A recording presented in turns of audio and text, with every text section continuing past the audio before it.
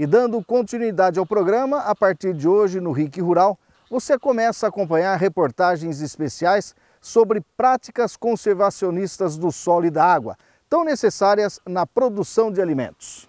Bom, em 8 reportagens, vamos contar como o Brasil se tornou um gigante mundial na produção agropecuária e como as pesquisas ajudaram e estão ajudando os produtores rurais nessas conquistas. O espírito empreendedor dos produtores brasileiros transformou o país em uma das maiores potências mundiais em produção de alimentos. Há meio século, apesar do seu gigantismo territorial e de ser um país essencialmente agrícola, o Brasil ainda precisava importar comida para suprir a sua população. Entre outros itens, o arroz vinha da China, o feijão do México e a carne da Austrália.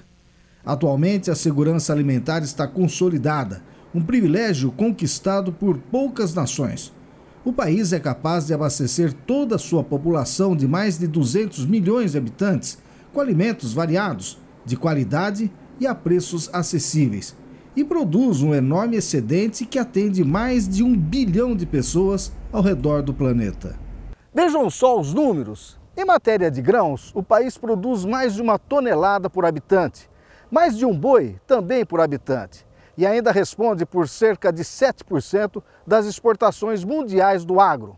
Em termos econômicos, nos últimos 15 anos, o segmento apresentou superávit acumulado de 1,2 trilhão de dólares na balança comercial brasileira, enquanto a maior parte dos outros setores foi deficitária. O agronegócio é o carro-chefe da economia brasileira, gerando riquezas para o país e desenvolvimento nas regiões produtoras. 32% do total das atividades econômicas estão ligadas ao agro, que responde por 25% do PIB, por 1/3 dos postos de trabalho e por 24% das exportações nacionais. Mas como foi possível dar um salto tão grande em um período relativamente curto? Vários fatores contribuíram para isso. O primeiro deles é que, enfim, o Brasil se rendia à sua vocação natural. Em vez de manter a política equivocada de pagar pesados royalties para fomentar a industrialização, enxergou que teria um futuro apostando nas potencialidades do agronegócio, do qual seria um dos protagonistas do futuro. No plano externo, estava em marcha uma revolução verde liderada pelo engenheiro agrônomo e cientista norte-americano Norman Borlaug, ganhador do Prêmio Nobel da Paz de 1970. Norman Borlaug foi um grande personagem na agricultura mundial, principalmente no período pós-guerra, onde o mundo passava por uma grande deficiência de comida, e ele, com as suas ideias, com seu caráter, personalidade inovativa, melhorista de trigo que era, começou a desenvolver materiais mais adaptados, com melhor porte, com melhor produtividade, para suprir a demanda de alimentos no mundo. E isso deu início a toda a exploração comercial da agricultura, e junto com ela começaram a vir a necessidade de outras tecnologias, de outras práticas agrícolas. Então vieram os insumos agrícolas, vieram o manejo do solo, o manejo da cultura, as práticas que foram se somando, se agregando para resultar numa produção, numa agricultura altamente produtiva, digamos assim, industrial. Produção de alimentos para atender a demanda no período pós-guerra. Trabalhou primeiramente com melhoramento de trigo, depois vieram outras tecnologias se agregando a isso, e com certeza todo esse exemplo, todo esse dinamismo dele serviu para orientar, para, digamos assim, ajudar a fundamentar todo o desenvolvimento da agricultura também nacional.